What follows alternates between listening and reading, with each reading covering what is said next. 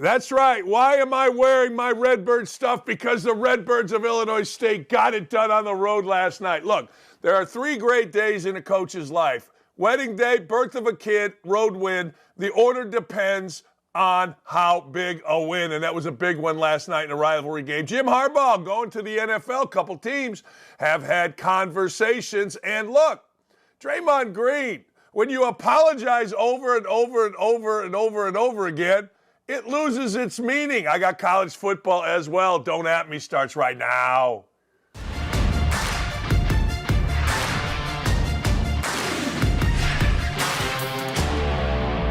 Hey, don't at me, ladies and gentlemen. We got some coaching news, and I'm going to get into Jim Harbaugh first. Jim Harbaugh, and this is no surprise. Look, Jim Harbaugh is going to be out at Michigan. I'm not guessing this. I'm telling you this. Jim Harbaugh will not be the football coach at Michigan next year. Do you understand that we have not heard at all about any extension since the ill-fated President AD Harbaugh visit with the Big Ten? The Big Ten hands them their new information. Harbaugh, the president, the AD say, okay, we'll take the suspension, and then we have not heard from the Michigan president, oh no, again, on Twitter. I'm sure he's talked to people. I'm sure he's been eating, dining, drink, whatever, but we have not heard from this very, very Twitter-friendly guy since that meeting. So Harbaugh has an administration that's pissed. Harbaugh has a university that, as much as their little minions on Twitter want to stand up for Michigan, they, the university, knows they have been embarrassed and embarrassed and embarrassed and embarrassed. So Harbaugh will be out. So that begs the question, what's next? It's always the question with the coach and the school. I'm not going to get into the school. You might as well just hire the crying coach. Give him the job, Sherrone Moore, and be done with it. Where's Harbaugh going to go? Well, no surprise. And this could be from Harbaugh's agent. This is something you always have to understand when we're talking about coaching jobs. The leak. Where does the leak come from? Because all of a sudden yesterday, the Chicago Bears and the Carolina Panthers have been, quote, having internal discussions about Jim Harbaugh becoming their coach. Well, let me ask you, where does that come from? Well, it can come from one or two places. It can come from the teams. And here's why the teams would do it. The teams would float a name out there to catch reaction. We saw what happened with Greg Schiano in Tennessee a few years ago. We saw what just happened with Mark Stoops to be named the head coach at Texas A&M. We've seen this.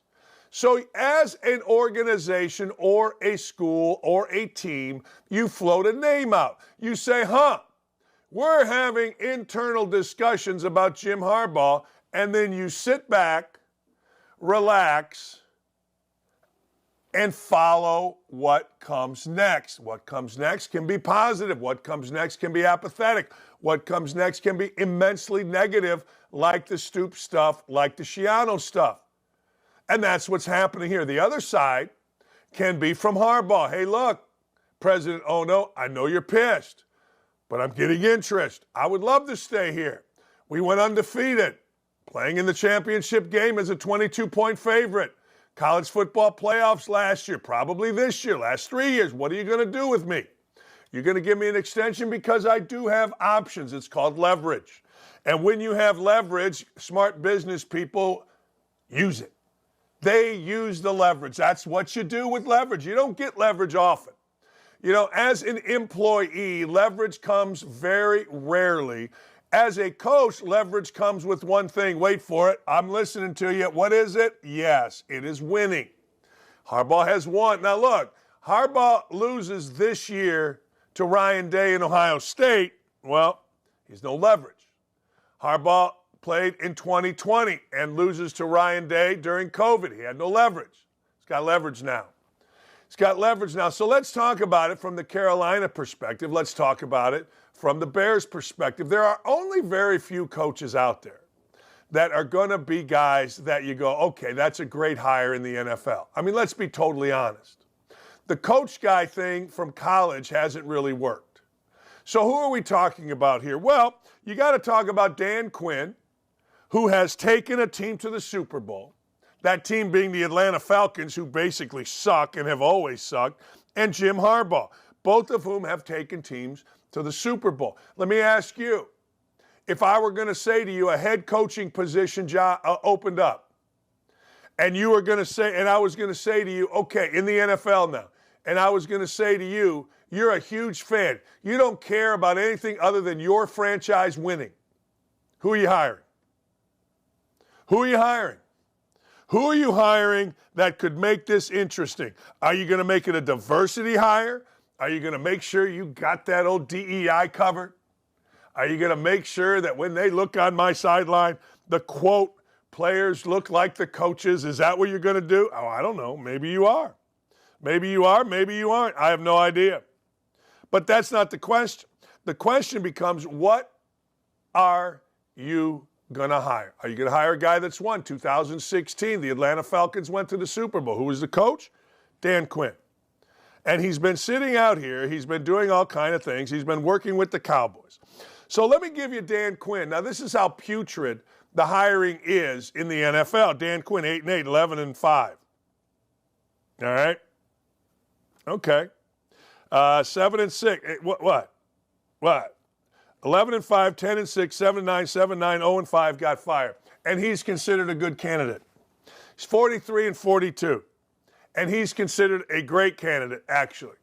So now, Jim Harbaugh is making himself available. And Jim Harbaugh did absolutely nothing but enhance his reputation here. He did nothing but enhance it. He has shown that he can come to Michigan, and once he figures out the college football game, Jim Harbaugh gets it right, and he got it right. He's got it right to the point where Michigan is now beating Ohio State. He's got it right where he's in the college football playoff. He's got it right. There's nothing more that I can tell you. The dude has it right. So let's go through Jim Harbaugh's record. Jim Harbaugh? Well, as a head football coach, Jim Harbaugh went, listen to this, 13-3, 11-4, 12-4, 8-8. He lost in the NFC Championship game, lost to his brother in the Super Bowl, and lost to the Seahawks in the NFL Championship game. NFC Championship game. He's the best coaching prospect you could possibly find for the NFL. So, of course, they're having conversations. In fact, every team needing a coach should hire Jim Harbaugh to be their coach in the NFL, period. And don't give me this crap about Jim Harbaugh has NCAA infractions, so the NFL will look away. Are you crazy? The NFL got guys in there that commit murder. The NFL is still promoting Von Miller after his third allegation of domestic abuse. Now, just stop with that. But I'm giving you the lay of the land here, and that's why you watch this show, because you're going to learn stuff that you wouldn't learn anywhere. I've just laid out for you. So when you say there's no way Harbaugh would go to either of those teams, you're wrong. When you say neither of those teams would hire Harbaugh, you're wrong. And I'll make you a promise. Whoever is thinking of hiring or firing, let me back up, whoever is thinking of firing their head coach right now in the NFL, if you're even thinking about it, you know what you're doing? You're throwing up a test balloon. Who are you throwing that test balloon to? You guessed it, baby. Jim frickin' Harbaugh. Speaking of coaching, you know, back in September, Deion Sanders was all the rage. Back in September, we had rappers, probably hookers. We got, you know, the big NBA guys. They can't wait to parade on the sideline and in the locker room of the Colorado Buffaloes. That's right. They didn't go to Boulder anymore just for the free weed or the illegal weed. Nuh-uh, that's why they used to go. But now all these guys are in Boulder for the Colorado Buffs. Colorado Buffs shocked the football world. They went out and beat a team, TCU, at TCU, that had been in the college football playoffs a year prior. They beat Colorado State in an epic game. Deion Sanders, all the rage, talking about God and speaking to us like men, and it was awesome.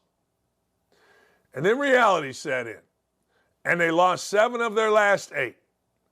And then all of a sudden, his son, who was so arrogant and brash, started whining and complaining. And then Deion, after every game, would whine and complain. Deion would throw his players under the bus. And then, of course, in the postseason, it started coming. It started coming. The tight end, he's gone. Two quarterbacks, highly rated quarterbacks, they decommit. Bunch of guys are decommitting. And in the middle of all of this, Sean Lewis, the offensive coordinator, gets humiliated. He gets his play calling duties taken away. Well, Sean Lewis goes ahead and says, hey, Deion, up yours. I'm going to San Diego State, where he's the head coach.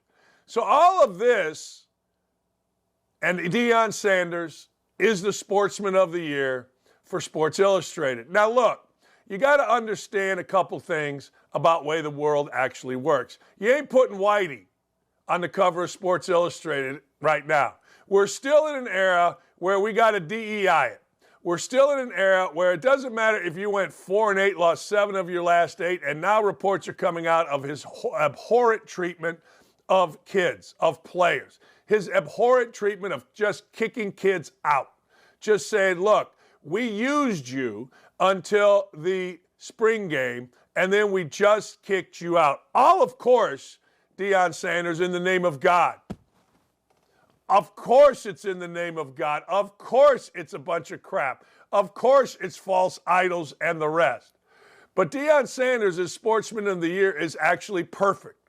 When Nick and Nick said, hey, look, what do you think? I said, yeah, I think it's crap. And they said, hey, can you come up with 3 others that might be Sportsman of the Year? You know, Djokovic won 3 of the 4 Grand Slams. That's pretty good. But I get it. DEI, diversity, equity, and inclusion. Sports Illustrated got to have a brother on there. There's no doubt about it. So there he is. However, I also dug a little deeper into myself, and I realized, wait a second, this guy changed television. This guy had networks, Fox, ESPN, running to Boulder, Colorado. And again, not just for the legal weed. He had them running there because of interest. He had them running there because of success. Now, that success waned, but what does everybody say? Well, they only won 1 last year. They won 4 this year. Yeah, and they're right. There you go. Good for Deion Sanders. But Deion Sanders lost his way. Deion Sanders lost his way with regards to his staff. Deion Sanders lost his way with regards to his own players. Deion Sanders lost his way with regards to recruits. But that doesn't preclude him from being the Sportsman of the Year. You really can't name anybody else as you're going through this trying to figure out who else had the impact that Deion Sanders had. I mean, think about it. You got networks running, begging, pleading to set up shop in Boulder, Colorado for a football game. You got announcers like Mark Jones literally grabbing knee pads and slurping Deion, calling Deion's kids by their first names. Now, somebody said to me, well, of course he did. You got 2 kids named Sanders on the field. How can't you call them by your first name to differentiate? I started laughing. I said, well, one plays offense and one plays defense. So the Sanders when they have the ball and the Sanders when they don't have the ball. Anyway, and of course, the race element came into it. If you criticize Deion Sanders at all, you are a racist. Because, well, I don't know. You tell me. We want equal treatment, but of course we want that equal treatment to be special. Because when you lose 7 of 8 games, guess what? I don't care if you're me and my bald head. I don't care if you're a pretty coach. I don't care if you're Deion Sanders. I don't care if you're Bill Belichick. You get criticized when you lose 7 of 8. You get criticized when you are so cocky and so arrogant that you make a fool of yourself. When you are such a liar and you say, look, I don't talk about other teams, but of course you talked about the offensive coordinator at TCU. Of course, you talked about Matt Rule, the coaching staff at Nebraska. But hey, like Gavin Newsom last night in the debates, if you just lie enough, people finna believe it. That's what they're going to do. And that's what happened here. So I got no beef with this. A lot of people do. I got no beef. And the reason I got no beef is I understand the world. You ain't putting Whitey up there. Like, I guarantee you, speaking of coaches, Indiana University hired what is now being called the best coaching hire of the offseason. Okay, we'll see. But the fact of the matter is, Indiana University, my school, the most liberal place in America, if there was a transgender lesbian, they would have loved to have hired the transgender lesbian. I'm telling you, I've said this to the athletic director. This will be the 40th year since only one of 11 Indiana teams, and it started in 1901, basketball did, made the Elite Eight in the NCAA tournament. 40 years, team's never been honored. But I guarantee you this, if one of my teammates from 40 years ago became a transgender or became a famous lesbian, we'd be honored every day in Indiana. So I get the world that we're living in. But Indiana hired Chris Cignetti. Now, I don't listen to the Indy Star. Hell, they called Archie Miller a Grand Slam hire. I listen to my peeps. One of my peeps is Lee Fitting. Lee started Game Day. Lee is a James Madison graduate. The reason Game Day goes to James Madison is, number one, Lee Fitting, and number two, they got a good program. So I talked to my man, I text with my man Lee. I said, yo, Lee, Cignetti, am I happy? Incredibly happy, Double D. You got a winner. You got a guy that knows how to win. Now, James Madison grad, he could be bitter, he could be pissed, but he's not. He's happy. And he's happy for me because Indiana got a good coach. Now, how good can it be? Don't know. In the Big Ten, you've got Ohio State. You got Michigan. You got Penn State. But other than that, what do you really got? Au contraire. Now you have the two best NIL schools in the country, or two of the best. Oregon with that Nike itch, and of course Washington, who just seems to pay no matter what. And then there's USC, and of course UCLA coming in. The only one of those three schools that doesn't have it figured out in football is who? UCLA. We'll see what happens, but you go, Chris Cignetti. I'm all on board with you. I want it being Indiana University football games, to be fun for something other than standing in a parking lot and drinking beers. I want to be made to go into the second half. And I got to tell you, you got Rutgers, you got Wisconsin, you got Illinois, you got Michigan State, you got Iowa, you got Northwestern. Those teams stink. Don't even tell me why those teams should be better than Indiana in football. No reason Iowa should. Zero, zip, nada. Cignetti's 62 years old. He's one of my older brothers. He's getting paid big money. But I don't get the feeling that Cignetti's going to be a guy that's there for a paycheck. Good for you, Scott Dolson. Now go win some football games. And everybody around it needs to shut up. Because remember, when you read the reviews of the new coach of the Indy Star, or one of 36 bloggers that hangs out around Indiana basketball and football, remember, they called Archie Miller a, quote, Grand Slam hire. Archie couldn't coach blind turkeys to take a shit. Anyway, hey, here's a feel-good story. You ready? And this needs to be talked about more. You know, lost in all of the, hey man, inspire change, Whitey's bad, of the NFL. There are folks in the NFL that are, well, great dudes. The Carolina Panthers have a player named Hayden Hurst. Hayden Hurst is doing something that everybody in sports should do.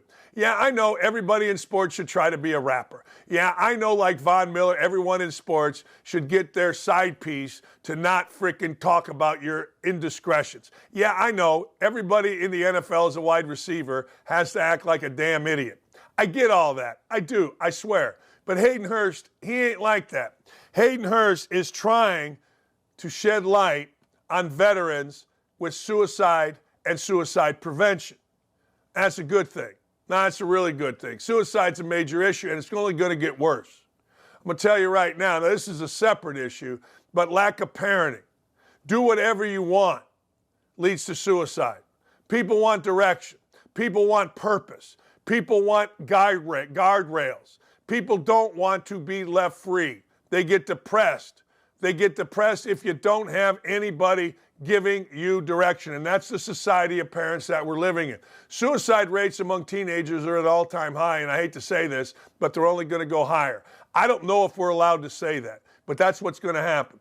When you have a lack of parenting, when you let kids run free, drugs, alcohol, whatever they want in our current society are actually sometimes made available by idiot parents. I had a friend who let his kid drink in my house, and I'm like, you're an idiot. I love him. He's one of my best friends, but you're an idiot. It ain't cool. It ain't smart. It ain't fun. It's stupid. I can't even imagine my kids asking me to do that in our house. But anyway, that's parenting. That's where parenting is headed. But when you go overseas and you are in a war, and that war involves killing, you killing somebody, you seeing devastation, you seeing what a bomb can do to a town, the horrific things that our veterans have seen and had to do. Of course that comes home with you. What do you think you do? You flip a switch, you come home, and you never think about it. Hell, I think about things that I did 10 years ago that weren't even bad. 20 years ago. Like, why did I do that? That's stupid. I mean, the only perfect people, as we know, are writers, media guys. They're the only ones. They're the only ones that are absolutely perfect. Even when they have affairs, even when they do stupid stuff, they write it off as, well, I was figuring life out. We, as the rest of us, don't have that same grace. And veterans come home and they're like, oh, man. Can you imagine? Let me just give you a scenario. Let's just say you are in charge of taking a hill and you and your guys gunned down 50 people. You think that just leaves you? You think that just goes away when you come back to a nation that hates you, that doesn't respect you, that doesn't help you, that treats illegal immigrants better than you? Hell no.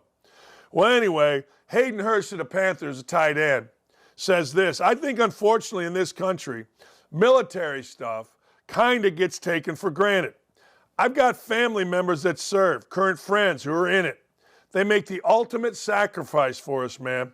My buddies leave their family for 10, 11 months at a time, and I think our freedoms are kind of expected in this country. I'm going to have Mike Eruzione on. He was the captain of the 1980 Miracle on Ice U.S. hockey team. And we're going to talk about this exact thing, and he's exactly right. Our freedoms are taken for granted. Our freedoms aren't respected anymore. We're so far removed, apparently, of having to fight for our freedoms, and we're so disinterested in the history of our country and into ourselves that Hayden Hurst could not be more accurate. He also says we don't understand what it takes necessarily to have the freedoms that we have. But I can see it firsthand when they go over to Europe, leave their families for months at a time. That allows us to sit here and talk freely on podcasts, do our daily, day-to-day routines here back at home. So I have a lot of respect for what those guys do. Damn right. And when I see little fat ass on TikTok talking about how bad our country is, I want to punch him in the head. I don't normally want to punch people in the head. A school board down in Scottsburg, Indiana, I wanted to punch him in the head. You don't fire a young coach in the middle of COVID for nothing other than small-town politics. You need punched in the head. Young people, old people, white people, black people that hate our country, I swear to God, just go live somewhere else for a minute. Just for a minute. See how that goes for you. And I'm glad Hayden Hurst is talking about it. He also says, I think the veteran suicide rate is ridiculously high for this country with the resources we have. Then, just talking more and more with my buddies and them sharing their experience about going overseas, leaving their family and the things they have to see on a day-to-day basis that we don't necessarily see back home or have to deal with. That's what I'm talking about. You think you just turn that off?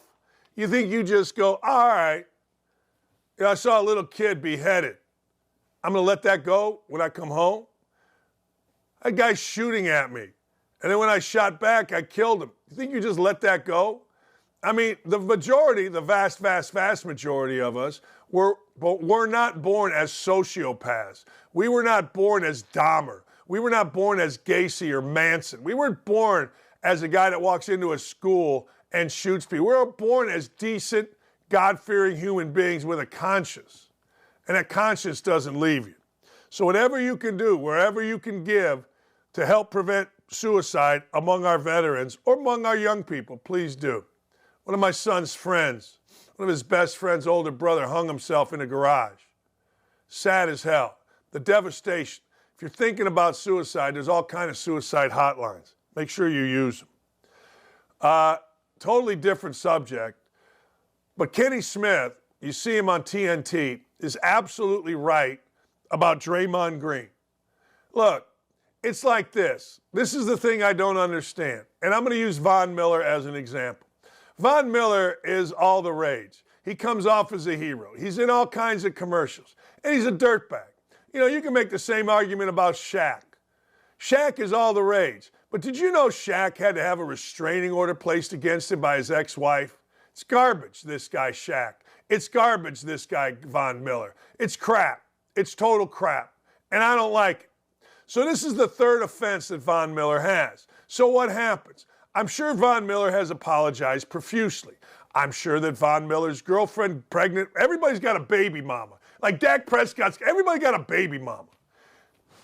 And we just accept it.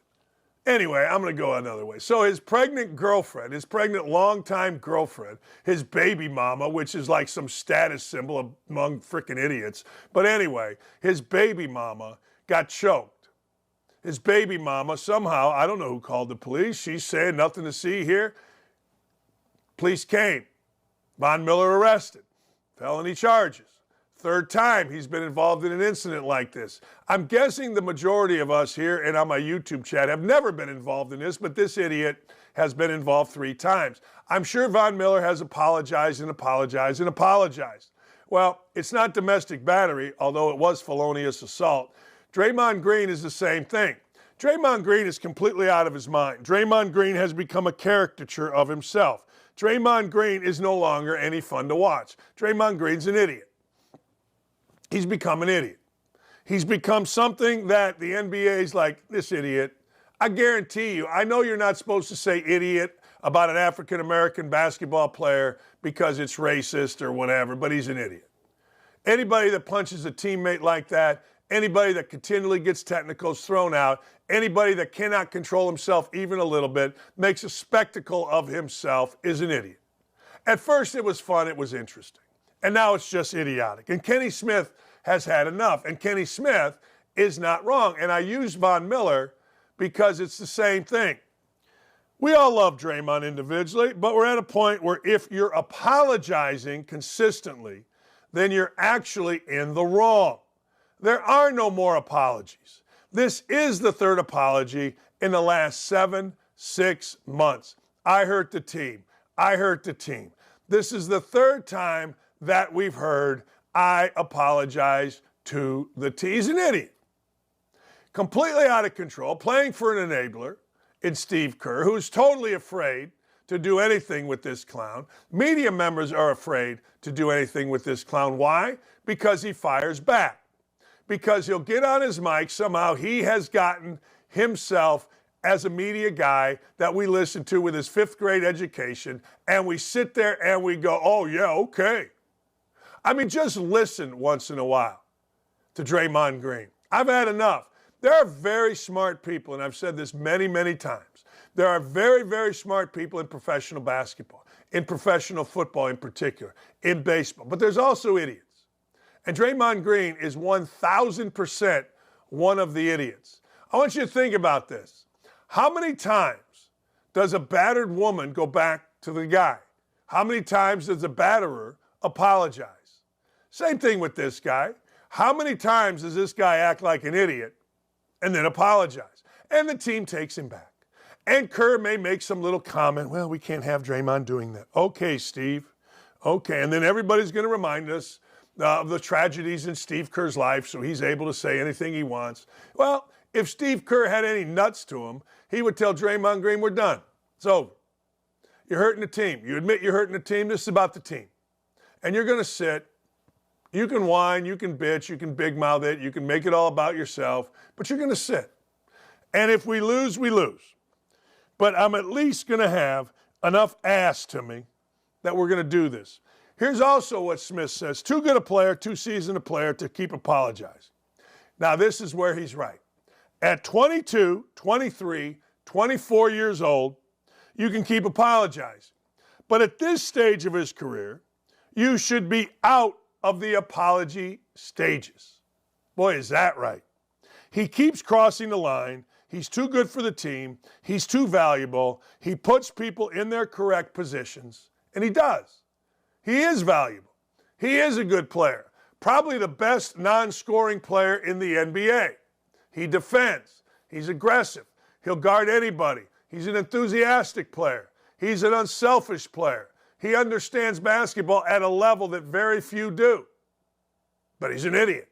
And his stupidity with his team, with his teammates, hurts the ball club that he is paid to do one thing on. And that, ladies and gentlemen, is win. It's to win. It's not to cause problems. It's not to be a pain in the ass. It's to win. How about that? And I'll tell you something else. You can tell Kenny Smith's a little afraid of the blowback because, like certain guys, right? Like Tom Allen at Indiana, we all got to say, hey, he's too good a player. Hey, he's a really good guy. Hey, no. If this were anybody else, you wouldn't have to preface it. Is Draymond really a good guy? I mean, really? Is he? Is he really? I love the fact that he defends Tom Izzo. Love it. Don't like it. Love it. I love the fact that he's loyal. Don't like it. Love it. But is he really a good guy? Are you really a good guy when you make everything about yourself and you hurt your organization? Are you really a good guy when you punch a teammate, kind of sucker punch a teammate? Are you really? I mean, really? I guess. Speaking of good guys or bad guys, there is a man named Daniel, I'm going to say his name right, Moldovan. He's the executive vice president at the Octagon agency. It's a big agency. They represent big-time folk. Well, he's been fired for speaking out. Remember that viral pro-Palestine, pro-Hamas ad that made the rounds through Black Lives Matter in Chicago on X, that right there? It symbolizes paratroopers from Hamas coming into a music festival and slaughtering Jews in Israel. That's what these idiots at Black Lives Matter were supporting. They stand, these idiots of Black Lives Matter in Chicago, with Hamas. That's what that says. So, Moldovan decides, I'm not having it. I am not having it. He says this. He says 72 hours. He's talking about this tweet here. After terrorists paraglided into a music festival and slaughtered 260 young people, this is how BLM chose to symbolize where their support is. Moldovan has said F BLM and anyone who supports him. I'm with Moldovan. I'm absolutely with Moldovan. But guess what? Octagon decided that he is out. Now, he also represents Josh Giddey. Josh Giddey is the Oklahoma City Thunder player, 21 years old, who's accused of having a relationship with underage girls. So anyway, it was determined that Daniel's comments and actions were in gross violation of our policies and that are in place to protect the long-standing integrity of a company, its employees and clients. And we promptly terminated his employment. Octagon does not discourage political discourse as long as it's done in a positive and constructive manner. Divisive and disparaging language, hate speech towards any group or community goes against our company values and policies. Octagon, here's all you need to say, bro. Here's all you need to say. Hey, look, we represent a lot of African-American basketball players, and they're pissed. They're stupid for being pissed. They're idiots. They're evil for being pissed, but they're pissed. Why are they pissed? Because Black Lives Matter, yo. No matter what. Well, good for Daniel. He'll find another job. In fact, I hope we hire him here at OutKick. Because what Black Lives Matter did was unconscionable. I've told you this before. Two of my good friends at this company, Jewish. Sister-in-law, Jewish. Niece, two nieces, Jewish. Nephew, Jewish. I think anybody that doesn't stand up against Black Lives Matter's tweet, I think anybody that stays silent on that ridiculous, hateful, evil tweet should be fired. I think standing up against that tweet in particular and an organization that promotes that tweet, that defends that tweet, that defends Hamas, should be taken to the woodshed, should be ripped. Now, does Black Lives Matter care? Of course not. They're protected. Equal but special. That's the treatment that they get. Imagine if any other group did that. Imagine. You can't, because no other group's that stupid. And one thing we have seen is that Black Lives Matter, the organization across the board, is stupid. Really stupid. But there's not going to be anything happen to them. Why? Well, you know why.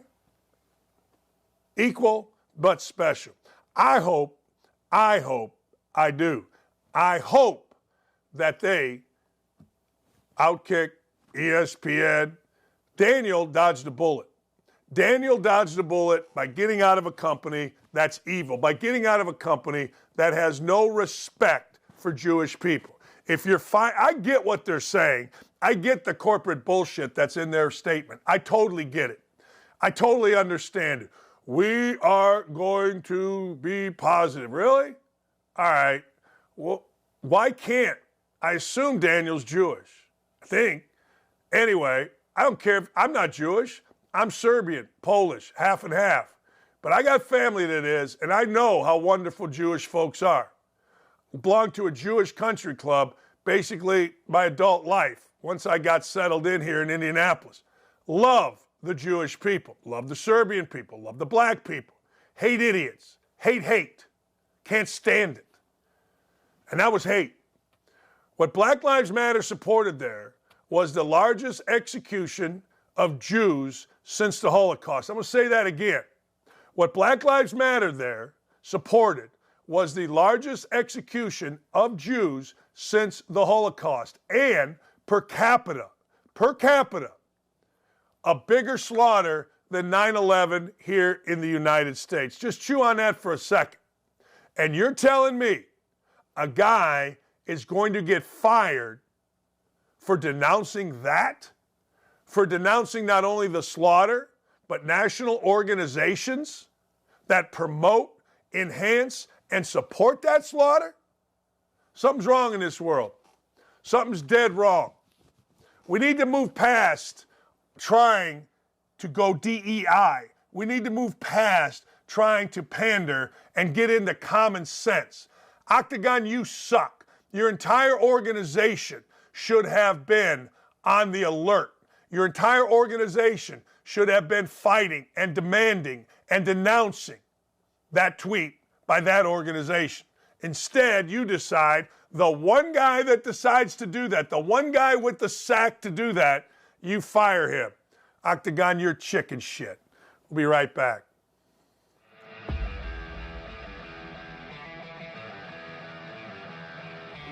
Welcome into OutKick the show. I am Clay Travis, your fearless leader. I am going to continue to argue that sports is one of the great unifying forces in all of American life. ESPN is a sinking ship. Democrats are now the party of the white, woke college graduate. We live in the land of participation trophies. You gotta lean into the turns. You really gotta lean into the turns. Very difficult to go back-to-back years in the NFL with the number 1 overall pick. Is it fair for people to be upset with Barbie?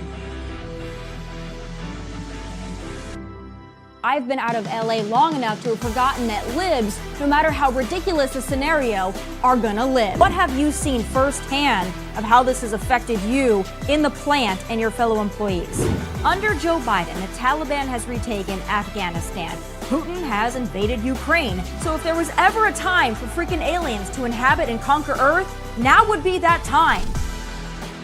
You're born a male, play with males. You're born a female, play with females. Don't at me about it. The American people are being cheated. We, ladies and gentlemen, are being cheated. I made the call to end the Me Too movement. And today I'm going to continue making that case. And that's just a way to further taunt these women, to make them feel less than, to make them realize that this has just become a big joke. And we were able to see you guys on the ground with your signs supporting. That was huge. They were saying, oh, it's only 1 or 2. That's rubbish, and we all know that's rubbish. Once those trans-identifying males were able to succeed, it just encouraged.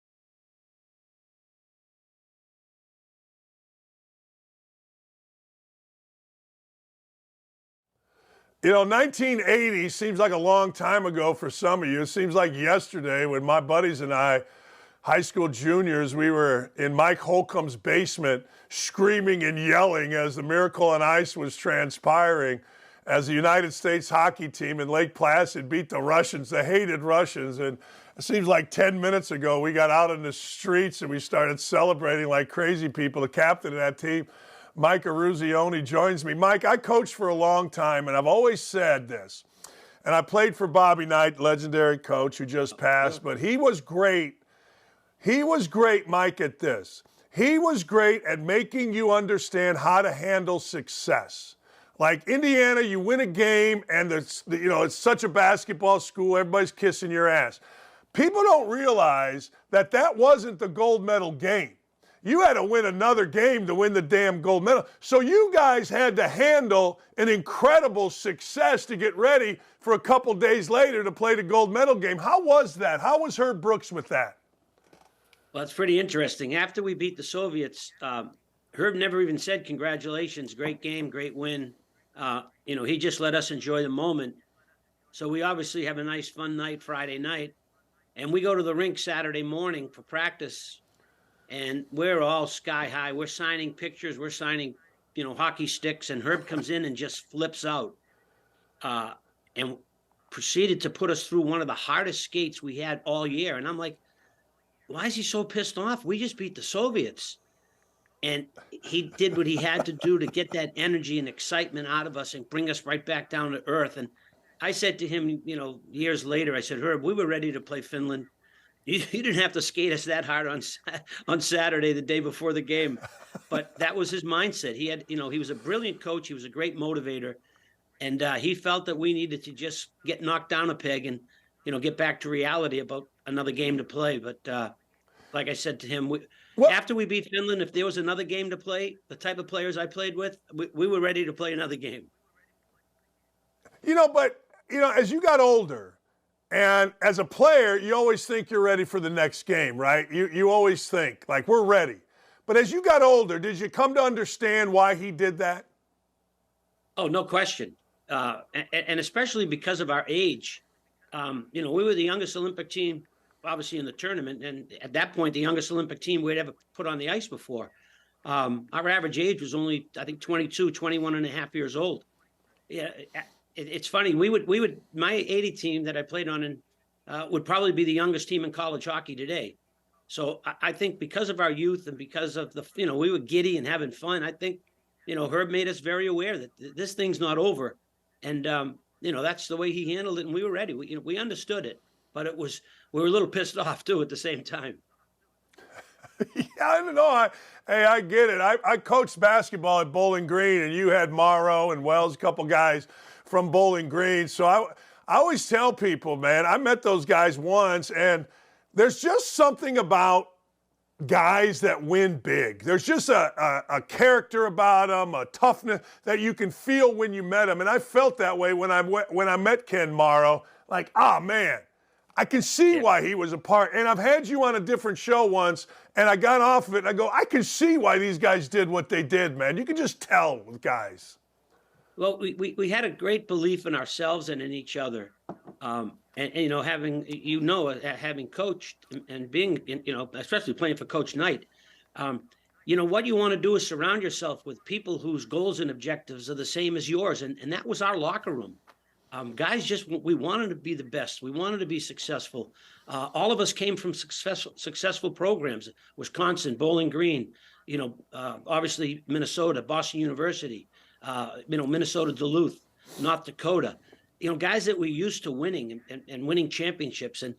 And when you surround yourself in that kind of an atmosphere, usually good things are going to happen. And add that to we had some pretty good players. It's not like, we were a bunch of, ragamuffins who couldn't play the game. So when you have that kind of talent and that kind of work ethic, usually good things are going to happen. And I think the mindset of our team was that. Hey, Mike, there was a sense of national pride, like crazy national pride. I mentioned here in, Maryville, Indiana, we're screaming and yelling. Do you think if this same thing happened today, given where we're at, not only the climate, I think, of a huge lack of patriotism, but the fact that there's so much else going on, do you think America would get behind that same kind of story the way they did you guys?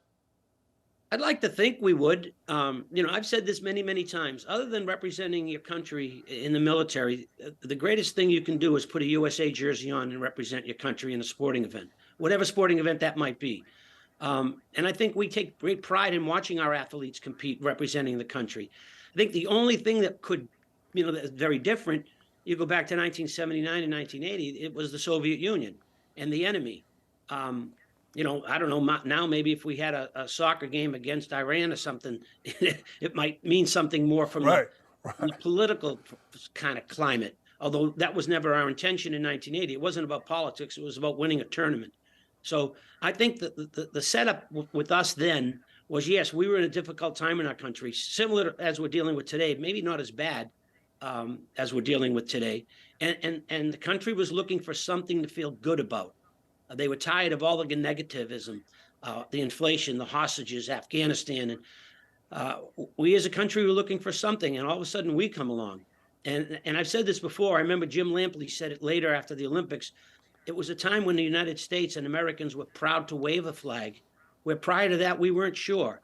And I think that's a situation we might be in right now. We need someone to kind of get us to realize how great this country is that we live in, and the opportunities that we have to be in this country, and how fortunate we are.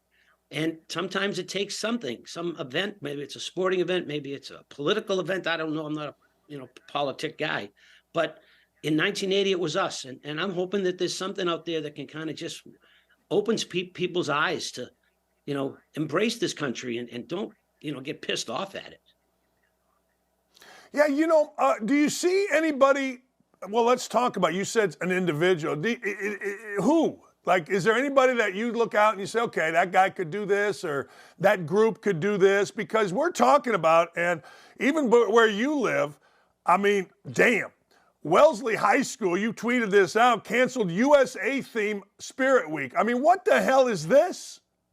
I talked to a friend. We had dinner last night, and we were actually talking about that because, he had heard what I had said. And the first thing I thought of, who thinks of that? We celebrate a lot of things in this country, different, ethnic backgrounds, different, themes, different month. This is this month or that month we're going to celebrate. And a high school football game theme of the game was a USA theme. Well, maybe wear a USA jersey or a USA hat or a flag.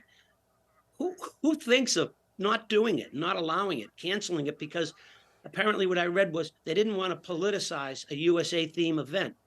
Well, you've already politicized it by, stopping it. But we're talking about a U.S. theme. We're talking about celebrating our country, celebrating our nation, celebrating our flag. And you don't want to do that? Like I said, who thinks of that? And that's the mindset of the people, that I guess are running certain institutions or certain, climates or whatever. I just shook my head when I heard about it, and it boggles my mind. Why can't we take pride and embrace our country, embrace our heritage, embrace the history of what makes this country so great instead of shying away from it? That's what separates people when you create moments like that. You did a great article with Mike Gunzelman. You sat down with a guy on OutKick, and you talked about this. And one of the things that I take from, the thing in Wellesley is, who's the first parent to bitch about this? Who's the first mom or dad that says, hey, you know what? I don't like a USA theme. Who does that? Who to your point, that boggles my mind, Mike. It boggles my mind. Let's put it that way. What amazed me was I didn't see anything in the Boston papers or the local TV stations saying anything about it.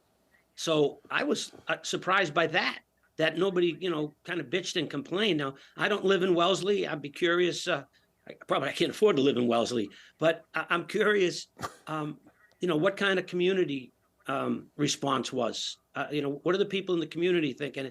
At some point, I'm going to meet someone from Wellesley and ask them what they thought about the whole situation. But it's just another, situation in this country where we just fragment everybody and piss people off and not have everybody working together, the right cause, the right reason to promote something like a USA theme Thanksgiving Day football game. Again, like I said, that's what divides us when people make decisions based on not supporting. I'm not saying supporting is the right word. Not just recognizing our country and the positive things. There are so many great things that we do. And people don't want to read about that. I've said this before. I could go into a burning building and save somebody, and it would be on page 5. But if I do something stupid and irrational, it's going to be on page 1. We don't like to talk about the positives. We dwell on the negatives, and there are so many positives out there in this country. We should start talking more about the good, and stay away from all the bad shit that's going on. No, I totally agree with you, and you're absolutely right. I just had that myself. The Indianapolis Star can't stand me. They write articles. Something really positive happened for me the other day. Didn't see one word about it in there. I know exactly what you're talking about. Did you ever going back, let's say, 1980 happens. By 1990, did you ever think of becoming a politician? Did you ever think of running for office? No. I remember years ago, I played tennis with Ethel Kennedy at the Kennedy compound. We had a charity event, and I was down, and actually my wife came with me and my daughter, who was maybe I think 1 or 2 at the time, and we played tennis and got to spend time with Ethel and some of the Kennedy people. And she said, you would be a great politician. You should get involved in politics. And I said, Ethel, I'm smart enough to know I'm not that smart, and plus I don't think I could lie like some of the people that do that. So politics is the furthest thing from what I want to do. My freshman year in high school, I ran for class president and lost. But my senior year, I became the class treasurer. So that's the only election I've ever won and the only time I ever got involved in politics. Mike, I don't know you, but you seem to me to be like the ultimate blue-collar guy, okay? So when you were running for class president as a freshman in high school, did you ever think the statement, well, I was playing tennis with Ethel Kennedy at the Kennedy compound would ever come out of your mouth? There's a lot of things that I can't imagine that have come out of my mouth over the last 43 years since 1980 that I can't imagine me either saying, doing, or being a part of. I remember my theme was "Don't be a phony, vote Eruzione." I thought that was pretty clever, but that was the last time I held a campaign sign up anywhere for myself. But yeah, for 43 years, I've been blessed and fortunate to do so many great things, meet so many great people, which makes me, again, just realize how special this country is. My dad was a Marine. My son's a firefighter. My daughter's husband's a police officer. My nephew just retired as a full bird colonel. And my other nephew is a USA Marshal.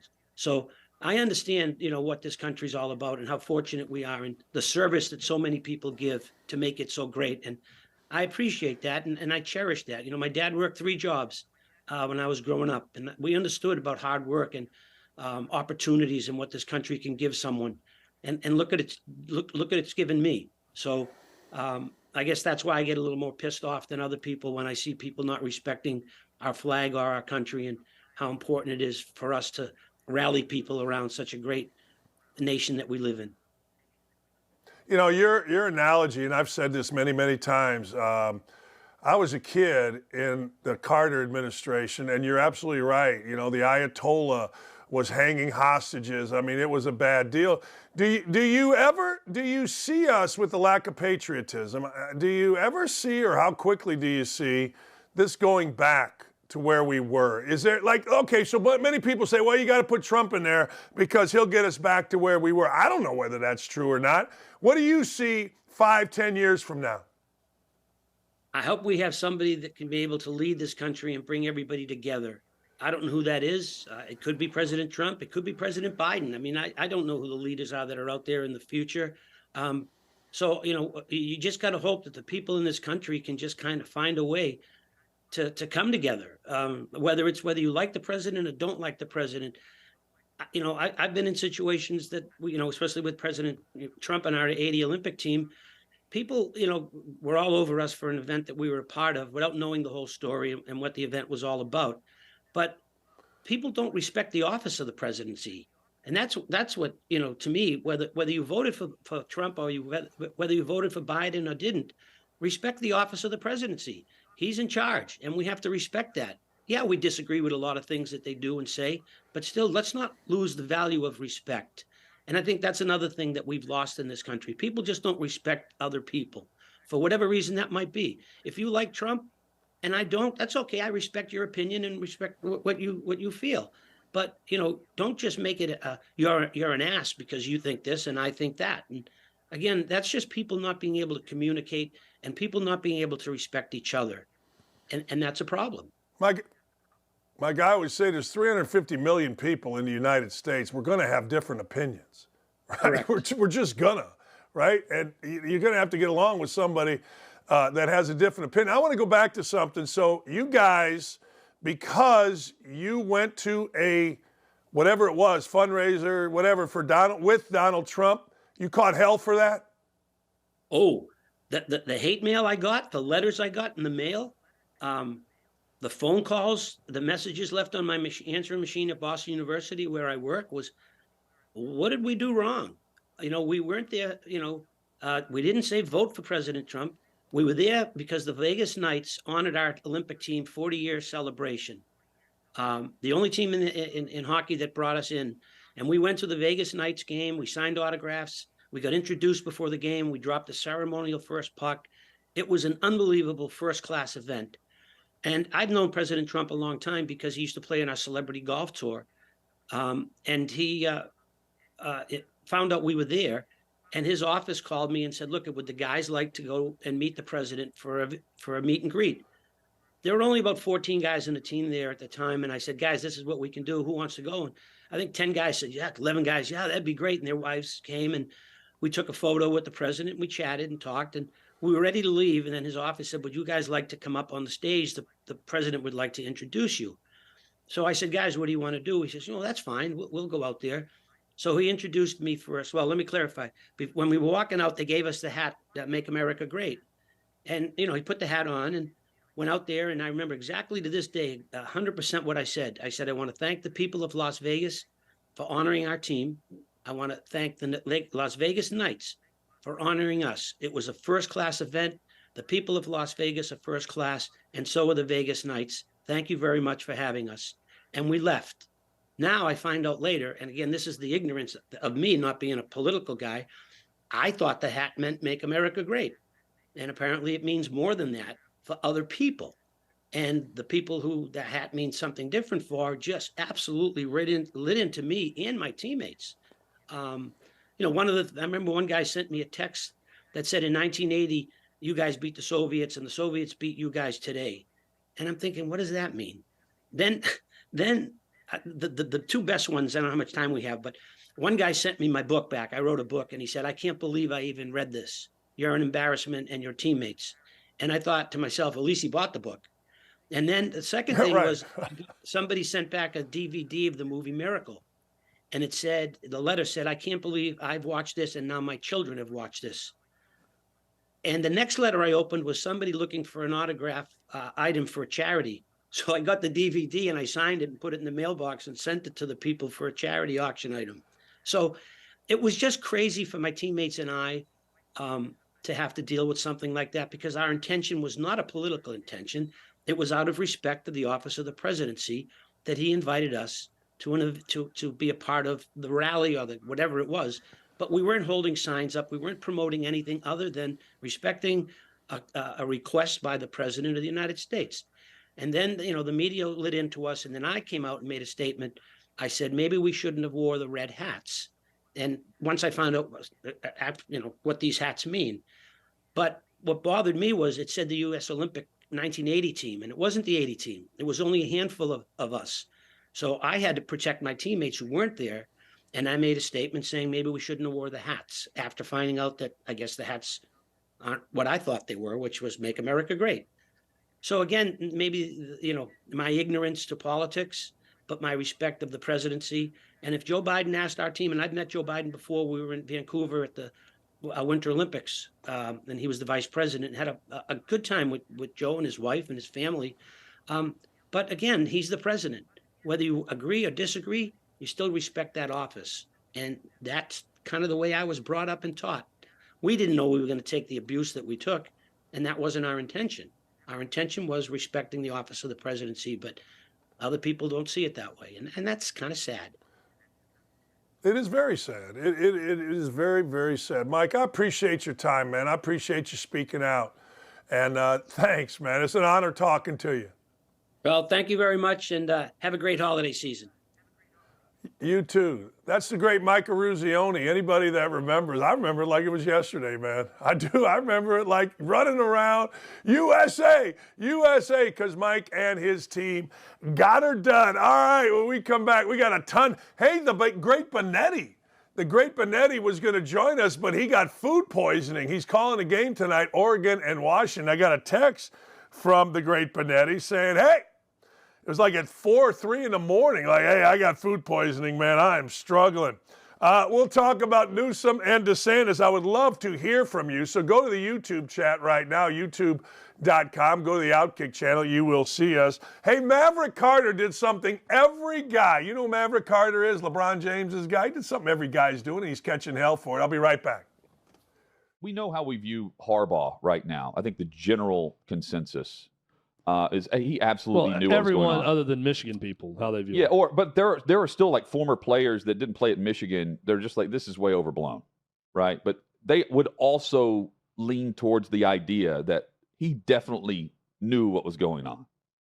But props to, like, for instance, UCLA and how they handled last week. And I sat here and said on Friday of last week, and Davey saw through this. I was like, UCLA knows, the players know that the report's out there and there's no backing or denying this report that Chip Kelly's out if he loses. If he wins, well, he could be out at the end of the season.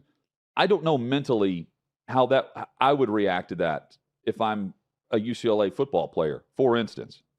But they handled it perfectly and boat raced a team that has thrown in the towel, and they waved the white flag. Michigan's players have not done that. And in a weird way, Chad, I respect the hell out of that, about how they've treated this, using it as motivation. I get it. Sometimes you have to manufacture your own motivation, but it's not like Michigan is Georgia. So if Michigan goes on a run to win the national championship, hypothetically, it's not going to be the three-peat. It's going to go down in history as what? Because we're going to view Harbaugh, I think, in a different light than the players, but it's going to be effective. J.J. McCarthy's not being mentioned for a Heisman campaign, and I guess he wouldn't because they hand off 36 times in the second half against Penn State. But he can let it rip. He was mentioned in the Heisman discussion midway through the season, not because he's handing off to running backs all the time. Point being, I respect the players, but I don't respect the program right now.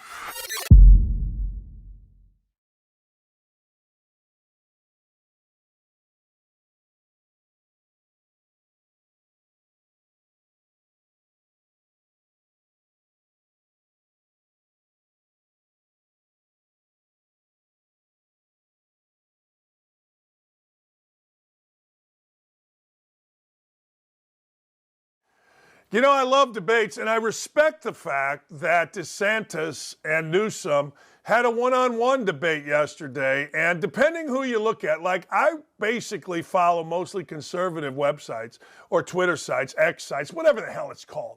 And they all said that DeSantis got the floor wiped with him. Then I switched over because I'm a fair-minded person. I want to know what's up, yo. And I looked at some Democratic liberal Twitter sites, and of course, DeSantis got his ass kicked by Newsom, but there's no denying this.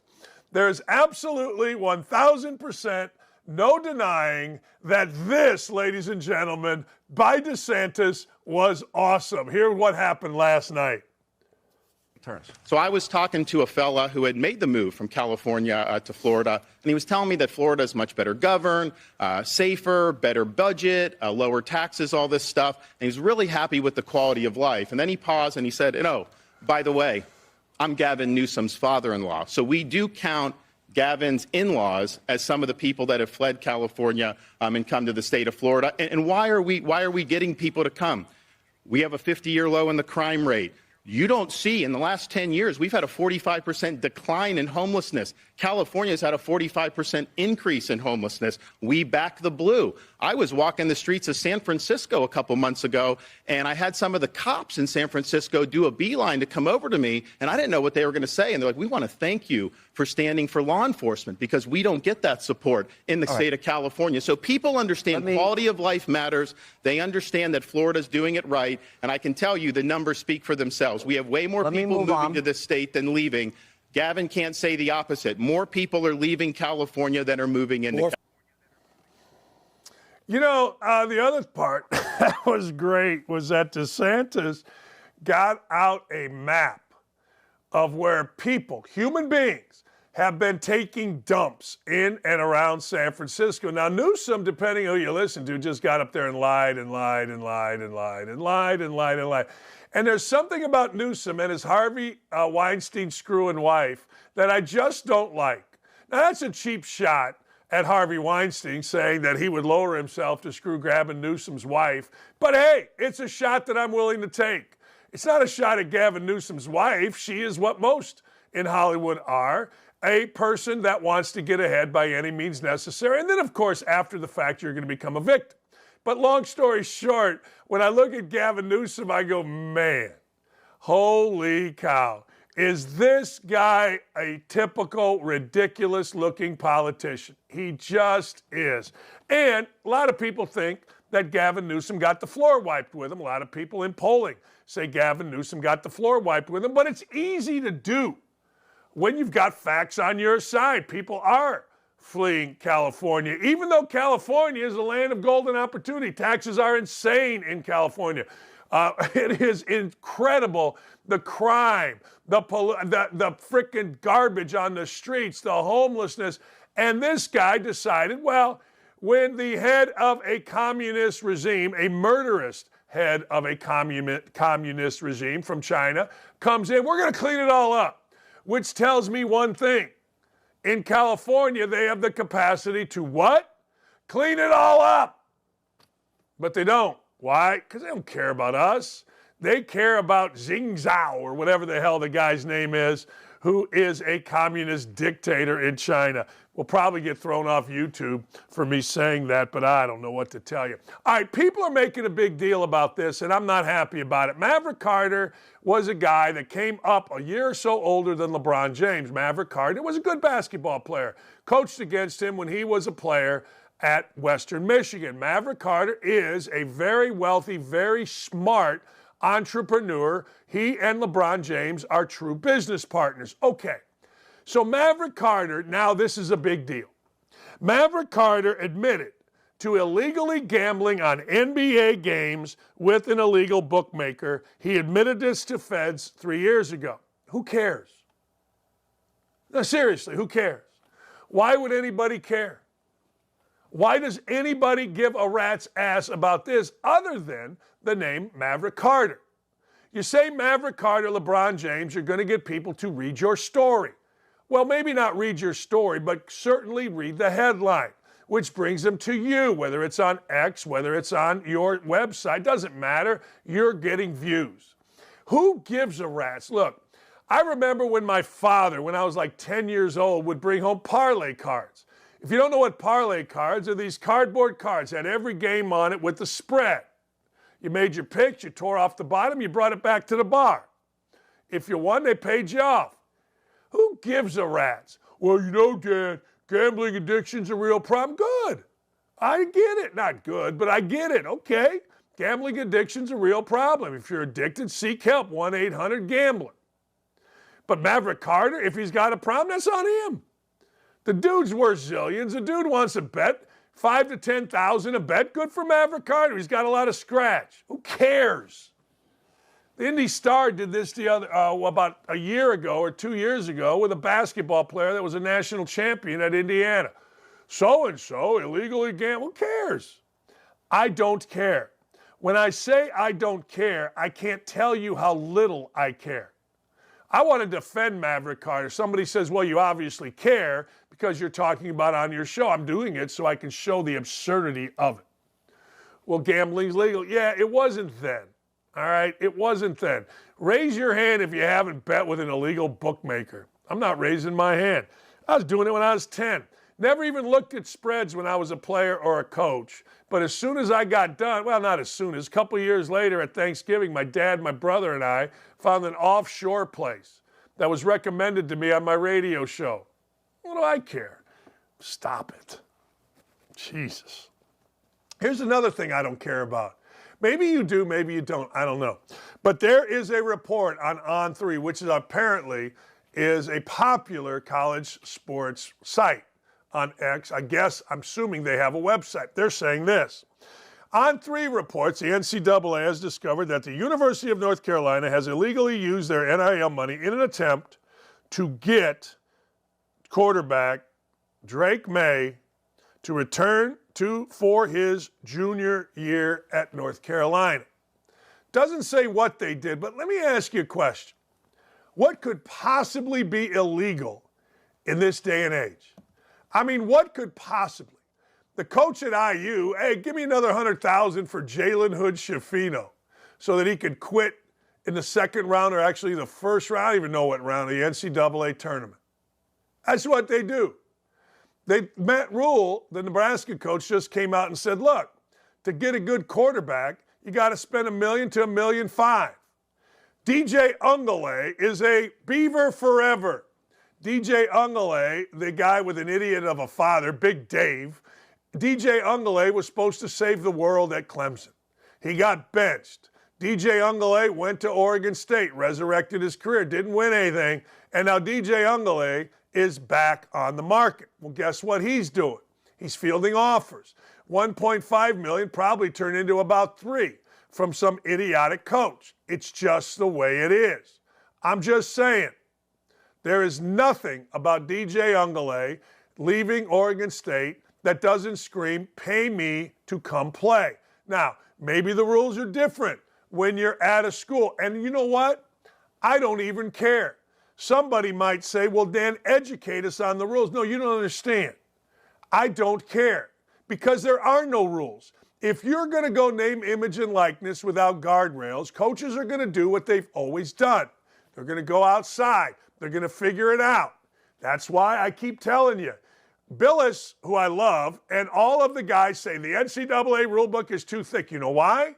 Because coaches know how to circumvent the rules. So if you're going to tell me Indiana University, with their new coach, Chris Signetti, decides to pay $2 million to get DJ Ungale, and there's going to be a report in On3 or in whatever that Indiana cheated, I'd be like all for it.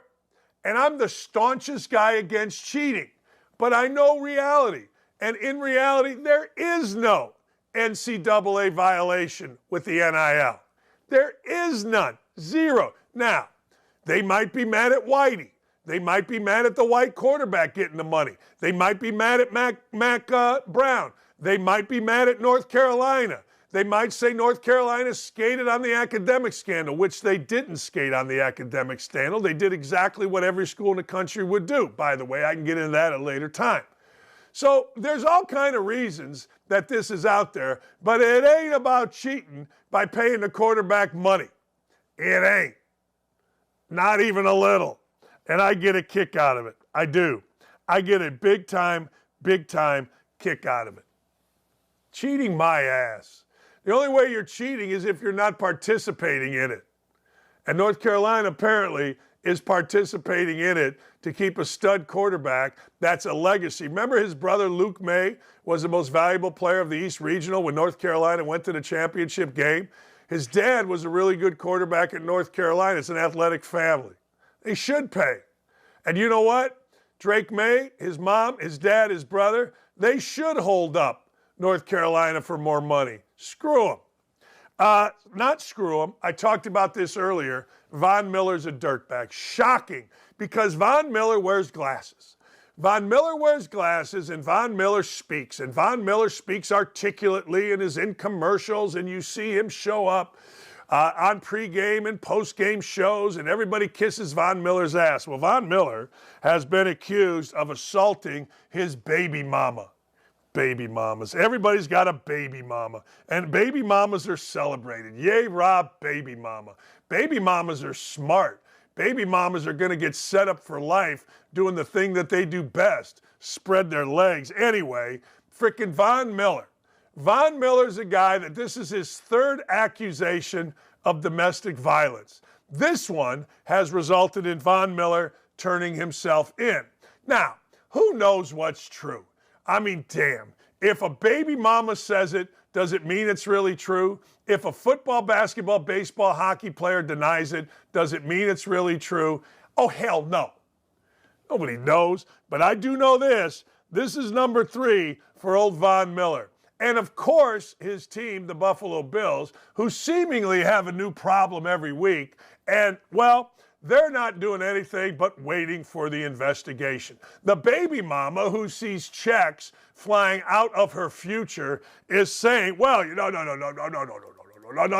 nothing happened. Well, something happened because the damn police were called. They saw enough evidence to file a felony charge, and baby mama drama continues for Von Miller. You know what? Von Miller ain't a man. Von Miller's a little boy. He's a punk. Nah, that's what he is. He's a punk. He's a little guy. He's just a little guy. Little men, little boys get mad at girls. They do. Little boys pull pigtails. Little boys don't know the difference, and they wrestle and punch women when they're little kids. That's all Von Miller is. He seems to have a problem. He seems to have a childish problem. What do you do? I've always said this. What do you do, sir, when you are done punching, grabbing, choking a woman? What's your move? What are you doing, Von? Oh, I'm really sorry. You know what Von Miller decided to do? Von Miller decided to skedaddle. Von Miller decided, I'm getting out of here. So when the police came, guess who wasn't there? The little child, the little boy, Von Miller. Because, well, men, when accused, and if they're innocent, stand there, listen, tell why they're innocent. Children run. Little boys and little girls run. It's what they do.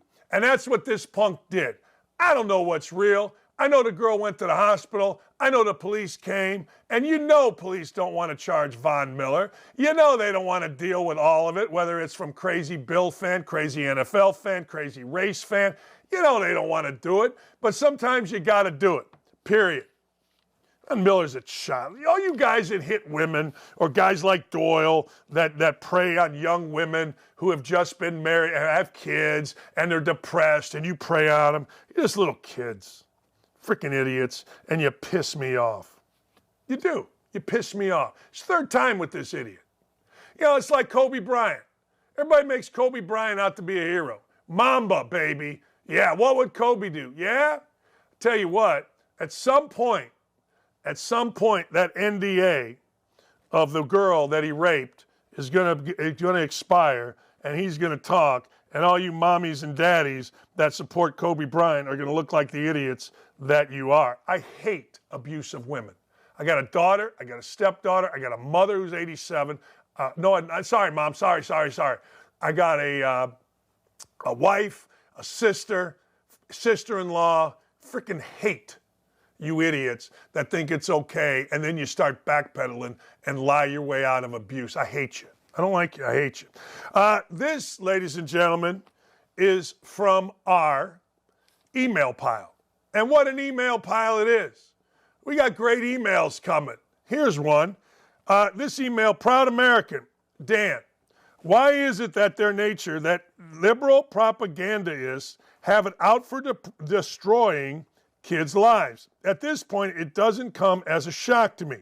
The kid, talking about the little boy who is 9 years old, who was wearing a headdress, half red, half black paint. The kid is literally Native American. Deadspin should be deleted and sent into further oblivion the same way Hulk Hogan beat Gawker into non-existence. They have truly earned it. Boy, you're right about that. But you know what? Deadspin's laughing all the way to name recognition. They ain't laughing to the bank.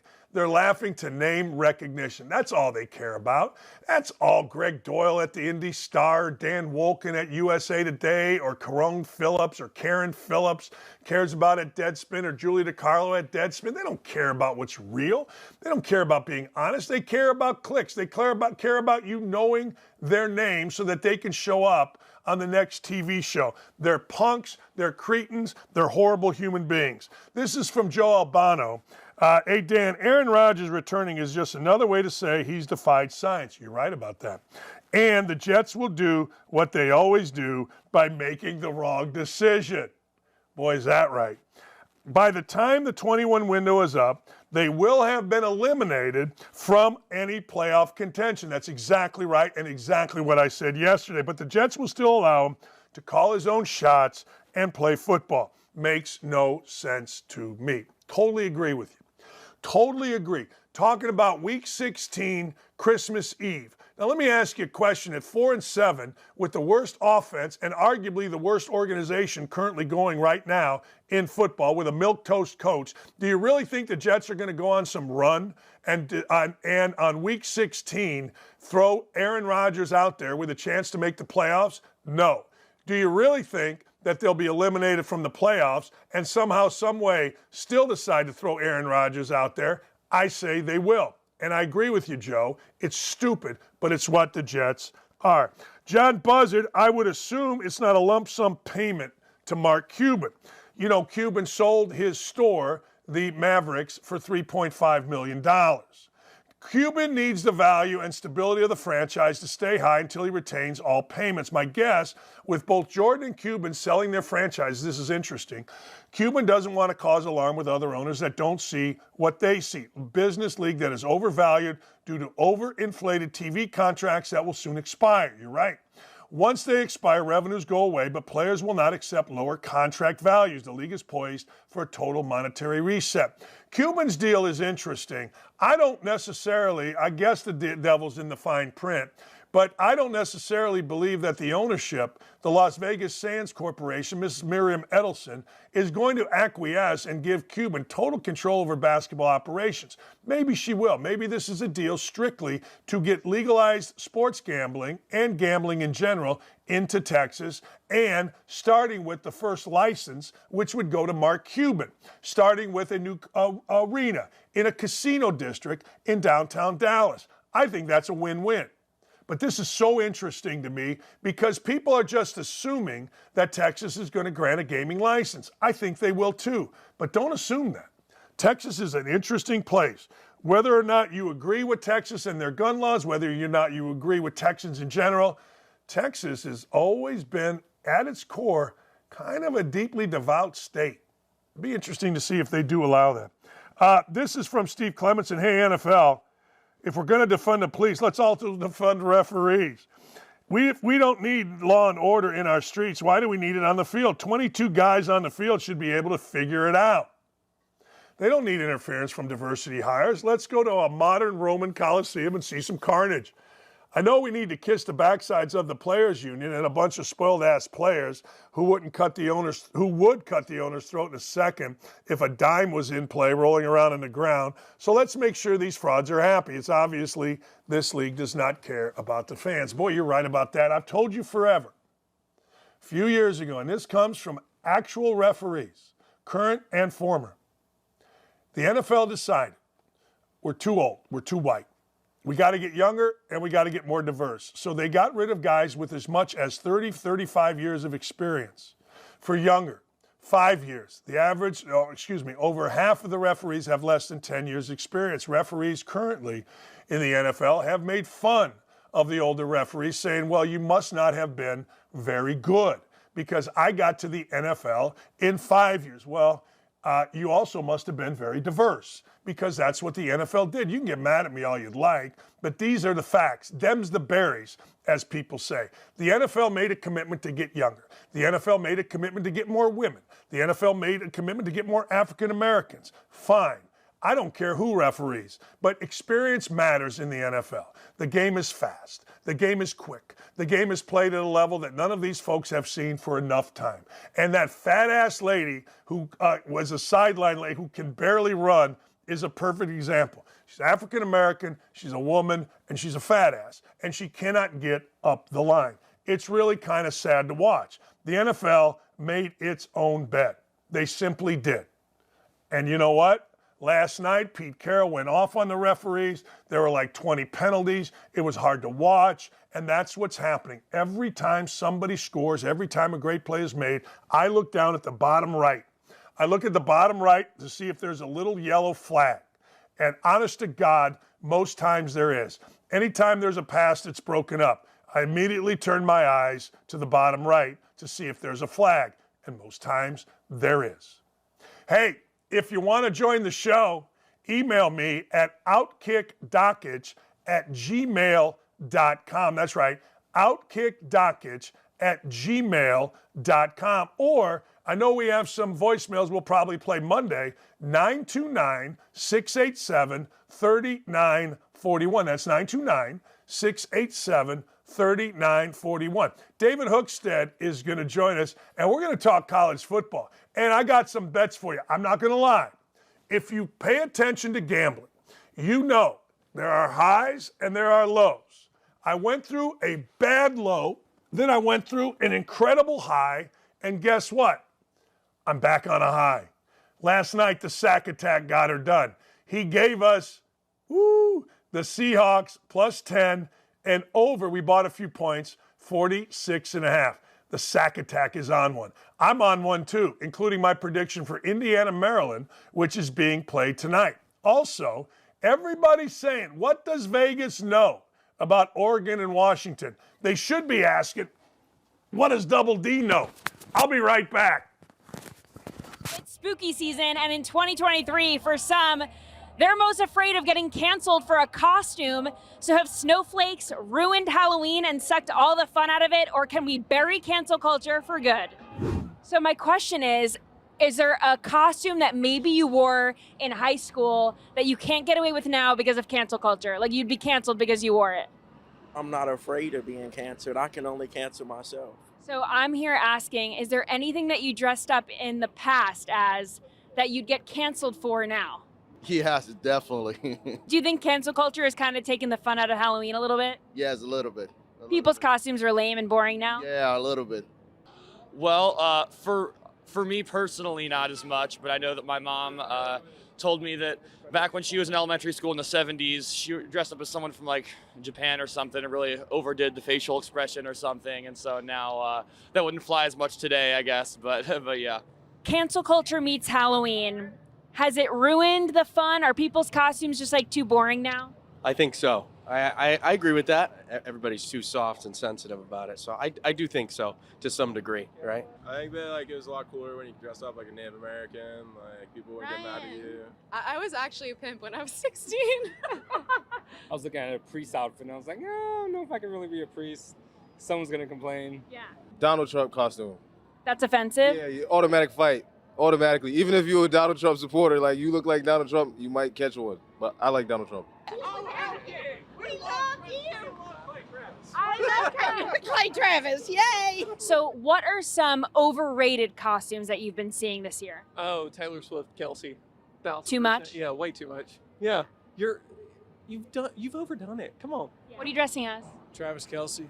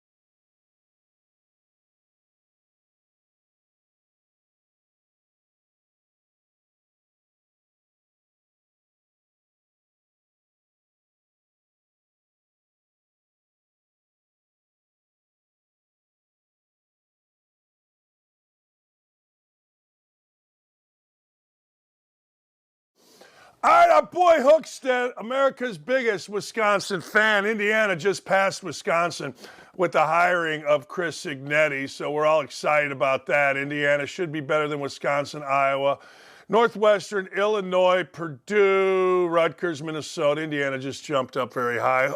What do you think? No? Yes? You know this guy Signetti? I like him. What the hell? Well, as I wrote this morning on OutKick.com, probably the best hire of the entire coaching cycle. All the guy does is win. He won at D2. He won at Elon in the FCS. Then he goes to James Madison, wins a ton of games, I believe 54-9. Indiana flies in under the radar, scoops him up. This was the best case scenario for the Hoosiers. They nailed this hire. I would be very happy if I was an Indiana fan like yourself. Yeah, you know what? I don't listen. Our local media, said Archie Miller was a slam dunk hire, so I don't listen to our local guys. They're in pocket. But I talked to enough people, including Lee Fitting, who is a James Madison grad who started Game Day at ESPN. And he's like, look, you guys should be ecstatic. So, hey, I'm ecstatic. It's the southernmost school in the Big Ten. We've got great weather in Bloomington. Screw all you people. We're coming for you, Hookstead. We're coming for Luke Fickell, baby. That's right. Meet me on the field any day, Dan. You name the time and place, and I'll be there. You take that to the bank. We beat you this year. How embarrassing is that for you? That was humiliating. I actually told my girlfriend that was rock bottom. I've had some bad Wisconsin moments, losing to that Indiana team, and then losing to that Northwestern team. Rock bottom, my friend. Rock bottom. All right, tonight, what does Vegas know? They've made it a 10-point spread. Washington, the underdog, Oregon, the favorite. What do they know tonight? Well, I think they know Bo Nix is playing better and better every single game he's going. Meanwhile, Washington just had to squeak one out against a mediocre Washington State team. Bo Nix should win the Heisman. I think he probably will. He deserves to win the Heisman. That Oregon team is stacked. I mean, you look at that offensive side of the ball with Nix, the quarterback, and the whole thing. They're a juggernaut program. I understand they lost earlier in the season to Washington, but it matters right now. How you playing right now? Oregon is hands down playing better football than Washington. 10 points. It could get ugly. I really like the Ducks in that game. I do too. I'm going to make it 9.5. I'm going to buy a half a point on it because I don't like 10. 10, you got to get 2 touchdowns basically to win the bet. I'm not digging on that one. Hey, the over-under. 34.5, Michigan and Iowa. I could see Michigan winning this one 42-0. I don't know. Well, the over-under for the first half Iowa point total opened at 0.5 point. It had since gone up to 2.5 points. So the odds makers don't think Iowa's going to literally score it all in this game. I would take Michigan. They're gonna beat the brakes off of Iowa. The only question is they're guaranteed to get in. So if they get up 28-0, 35-0, does Harbaugh pull the dogs back, bench his best players, keep them healthy? Or does he go on a revenge tour and pour 60 on this team just to prove a point to the Big Ten? Got to take that into account. This game's not going to be close, Dan. It'll be a snooze fest for sure. I agree with you on both. If I'm Harbaugh, this is the Big Ten stage. This is the commissioner that embarrassed himself. He embarrassed Ward Manuel, the AD, and he embarrassed Ono, the president, in a meeting where they accepted the punishment. I want to stand on that stage, get that trophy from Pitini, having won like Ohio State did a few years ago against your Wisconsin Badgers 52-0. That's what I want, baby. That's what I would do if I was Harbaugh. Imagine the reaction from Tony Petitti when he has to look Harbaugh in the face and hand him a 13-0 Michigan team, the Big Ten champion. Hollywood couldn't script drama like this, Dan. I think it's awesome. I do. I think it's awesome. Georgia, Alabama, it's a 5-point spread. Alabama got a shot here? Oh, not only does Alabama have a shot, I think there's a very, very good chance Alabama is going to win this game. If you look at Georgia, they've played a handful of good teams. They beat a really, really good Ole Miss team. They beat a good Missouri team. I'm hard-pressed to say they're super battle-tested, though. Alabama's playing their best football of the season down the stretch, similar to Oregon. Granted, they needed a borderline miracle to beat Auburn. I like Alabama in this game. Jalen Milroe is a totally different player than he was earlier in the season. I would take Alabama in the points. I would also sprinkle a little bit on the money line. And Dan, if Alabama wins that game, the SEC could get frozen out of the college football playoff, which would be the funniest thing to ever happen. All right, I got to ask you that question because I'm going to go by percentage. If Alabama wins, and let's just say, because you don't know what's happening in other games, obviously, but let's just say Florida State wins. Let's say that Texas wins. Let's say Michigan wins. By percentage, what percent do you think the SEC would get frozen out if Alabama wins? The scenario you just played out, all the favorites win 100%. There will not be any SEC team in the playoff if that happens, because the final spot comes down to Georgia, Alabama, and Texas. And so what are you going to do? Texas beat Alabama. Georgia lost to Alabama in the SEC title game. Zero. I think it would be zero. You'd have Florida State, Michigan, Washington, probably Texas. What about Oregon? If Oregon wins?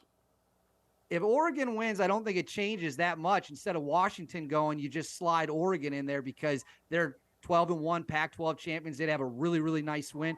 Texas beating Alabama, that is going to haunt the SEC because Texas holds that over the head of the SEC. Dan, how can you put a one-loss SEC team in over Texas when Texas will have beaten the SEC champion on the road, and they did it in dominating fashion? I know.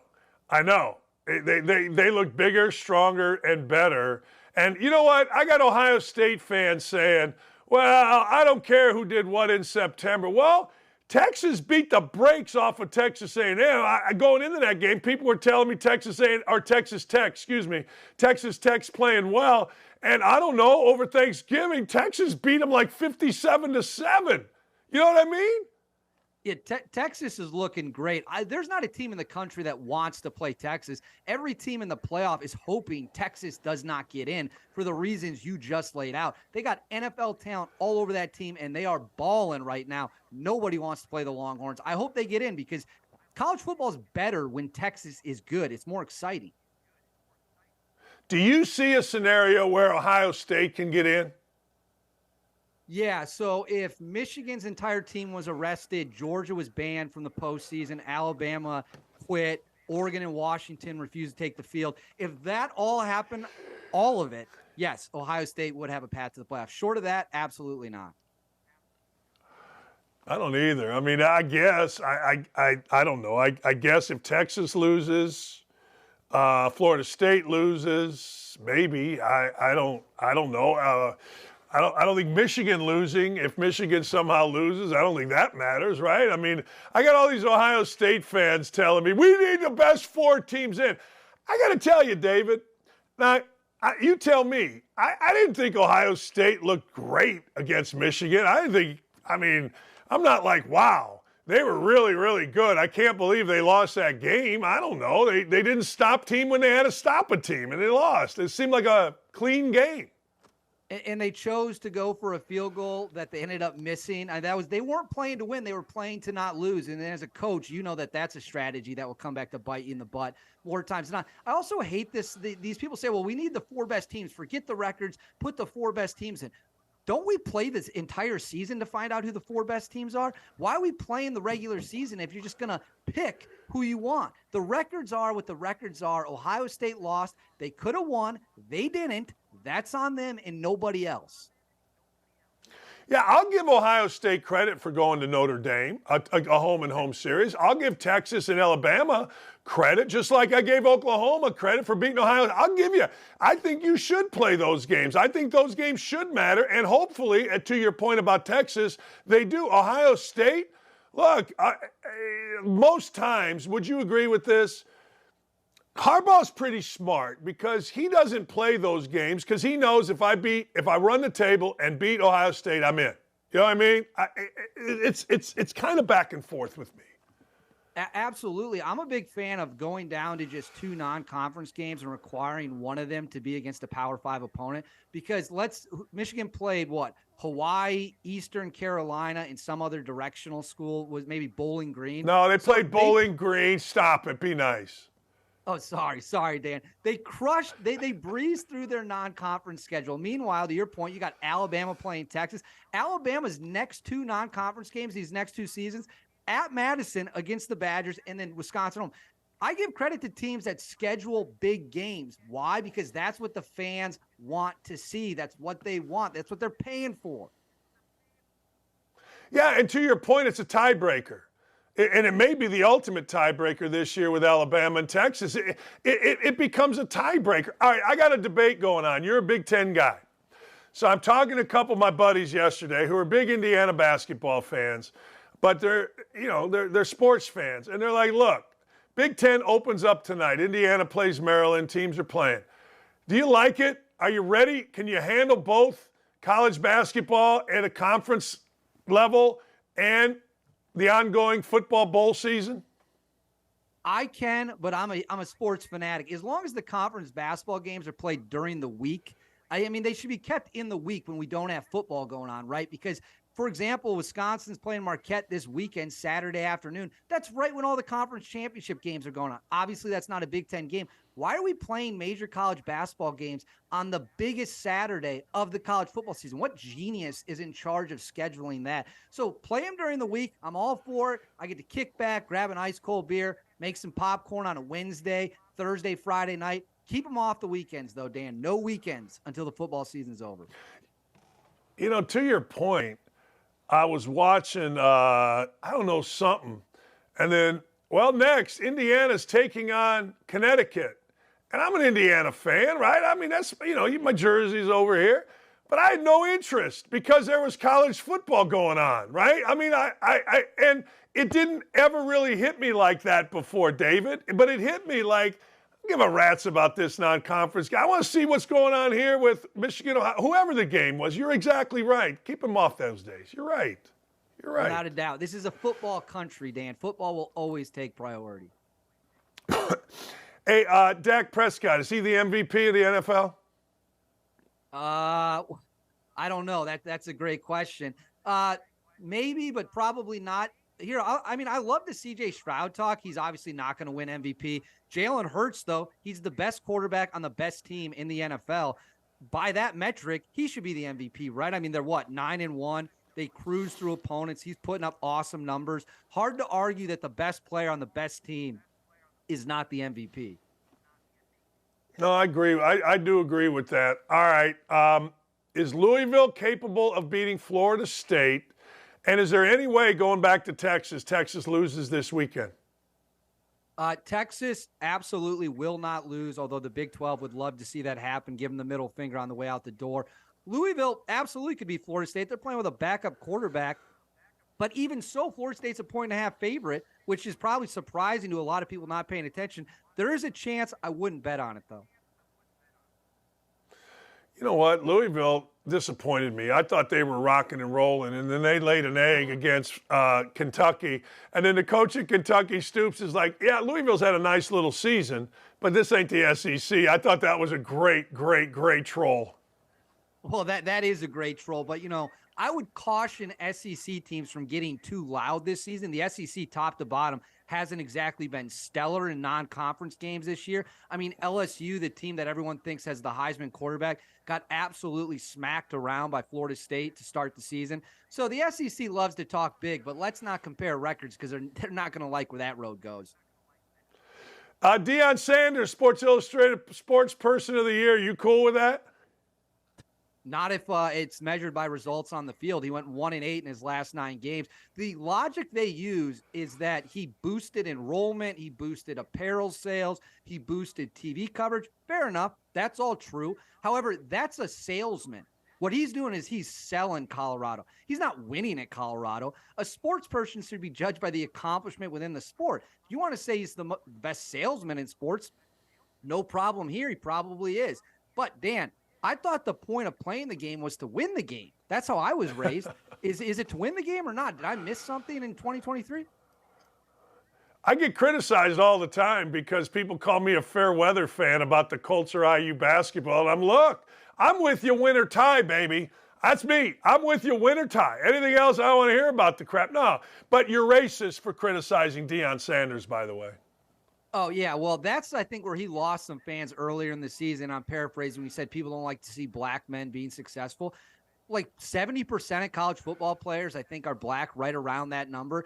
Every fan in every stadium is literally cheering for black players, white players. They're cheering for their team. That was an insane take. And anyone who claims that you can't criticize Deion Sanders unless you're a racist is crazy. That's the world we now live. That's the woke world we live in, Dan. It's pathetic. I'm in, brother. Hey, I appreciate you coming on. Thanks, my friend. Have a great weekend. Go Badgers. Thank you. See you later, Dan. Chris Signetti has just moved Indiana past every school not named, well, let me think about this, not named Oregon, who's coming into the Big Ten, Washington, who's coming into the Big Ten, Ohio State and Purdue. No, Ohio State and Michigan. So Indiana should finish no worse than 5th next year. That's right. That's the confidence I have in 62-year-old Chris Signetti coming to Indiana from James Madison. Don't at me, people. Don't even think about adding me about it. I'm all in on the Chris Signetti train. I am. And if you're not, I don't know what to tell you. I don't know what to tell you. And now, ladies and gentlemen, here is my last thing.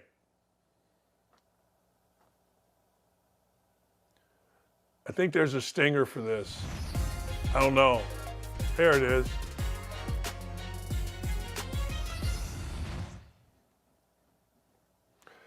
Ladies and gentlemen, boys and girls, it is a big weekend, and the weekend, of course, always starts on Thursday. Any college student knows, particularly one at Indiana University of Bloomington, we all understand the weekend, starts on Thursday because most of us that went to IU 100 years ago didn't really have Friday classes. Maybe you had a lab that you had to go to, but that was it.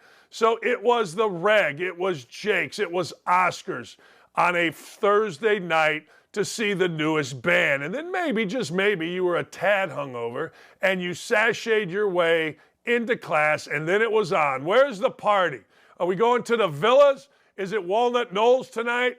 I didn't really like going to bars, although I should go to the Crazy Horse, where I used to break dance and spin on my head. So we all know the weekend started on Thursdays, and thanks to the sack attack, it did.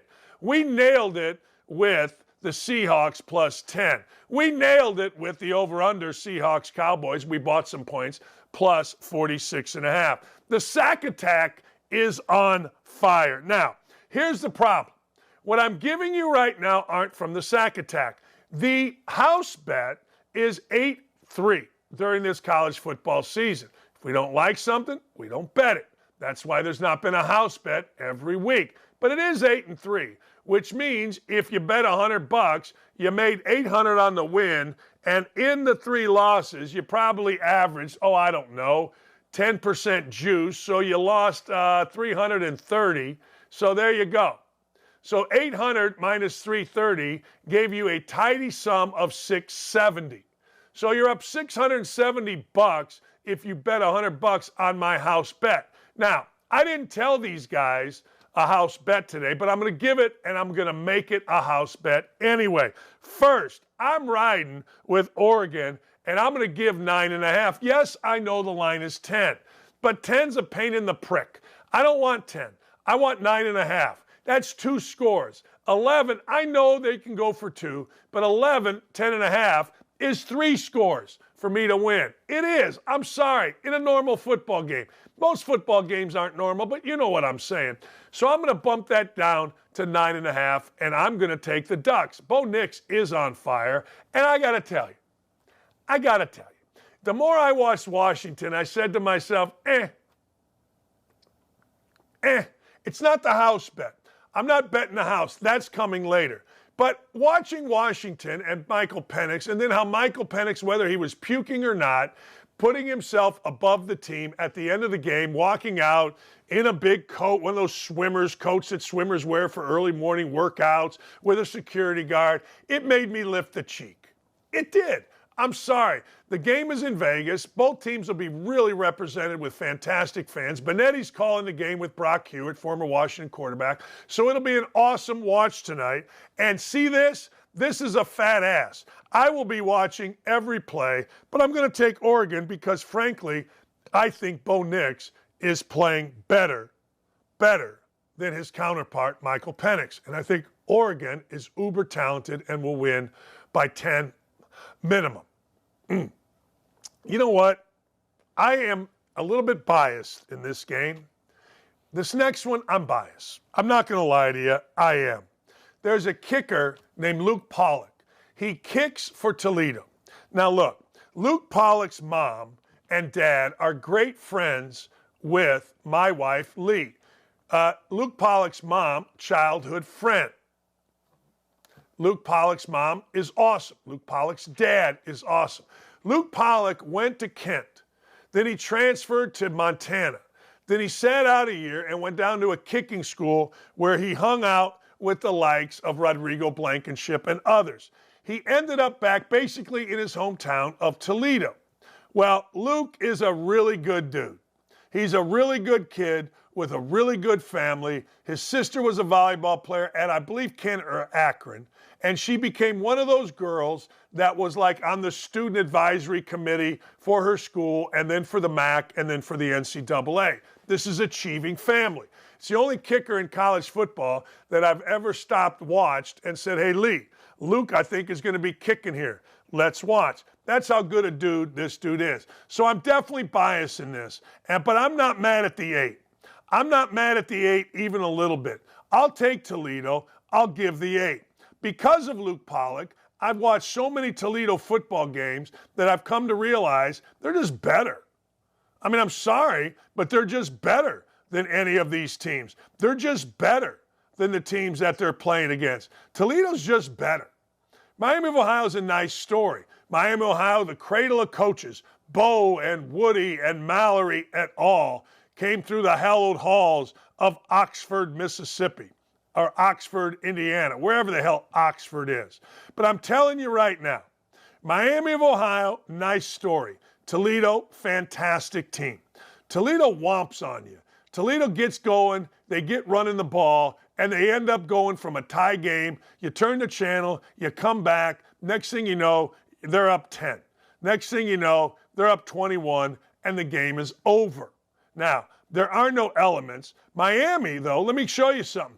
1, 2, 3, 4, 5, 6 and 1, 7, 8, 9, 10 and 1 over their last 11 games. Ugh, I don't know if I like this. I don't think that I do, but I do. So anyway, Miami has beaten Ball State, Buffalo, Akron, Ohio University, and they've beaten them bad. It's going to be a good game. They lost to Toledo the first time by 4. They're going to lose again. It's not my house bet. Let me show you Toledo. Toledo opened the season by losing by 2 on the road. They ran the table since. Let me give you, at Bowling Green, they were down like 27-7. They came back and won.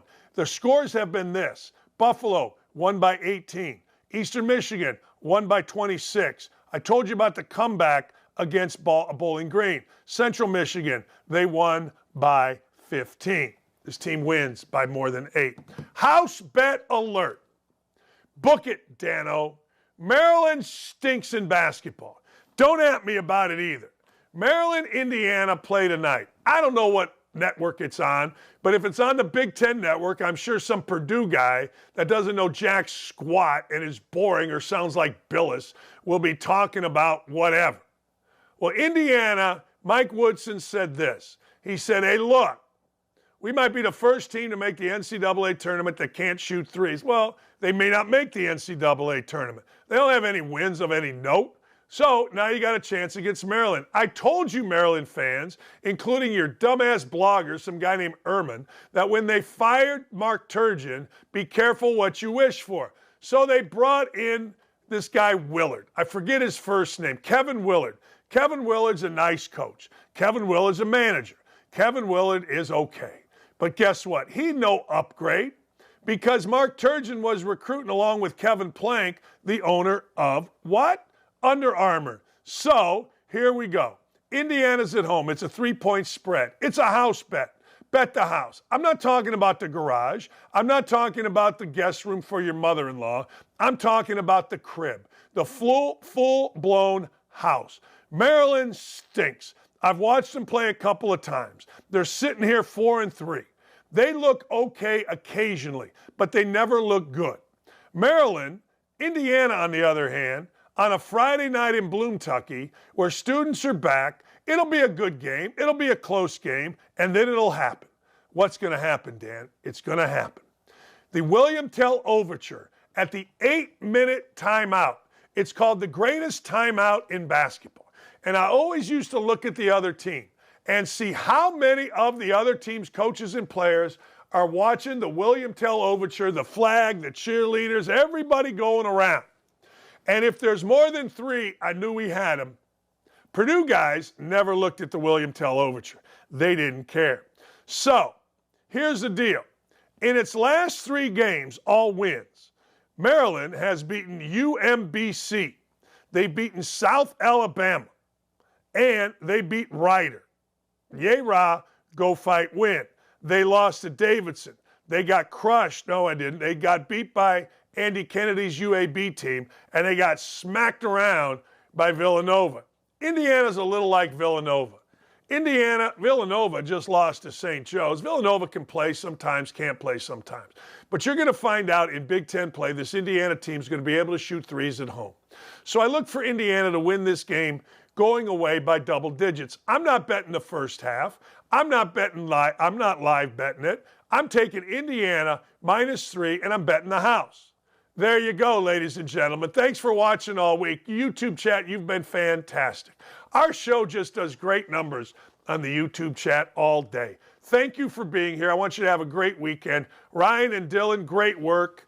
Of course, Nick and Nick, we talk every day at 5, and it's always a highlight of my day. Beth the Booker, you, lady, are outstanding. Haley and Katie, you are great. Love you long time. And, of course, Aaron, thank you for your guidance and leadership. Same to you, Gary. Have a great afternoon. Have a wonderful weekend. Enjoy the hoops. Enjoy the football. And by the way, I'm playing golf in Clay Travis's neighborhood at West Haven this Saturday. That's right. I asked him if he wanted to play, and he's out of town.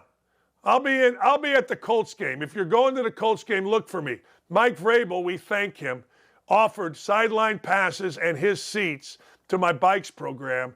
My brother and a buddy of mine won, so we are going. We're partying, lady, at the Bobby Hotel, Saturday night, rooftop. Be there, be square. See ya.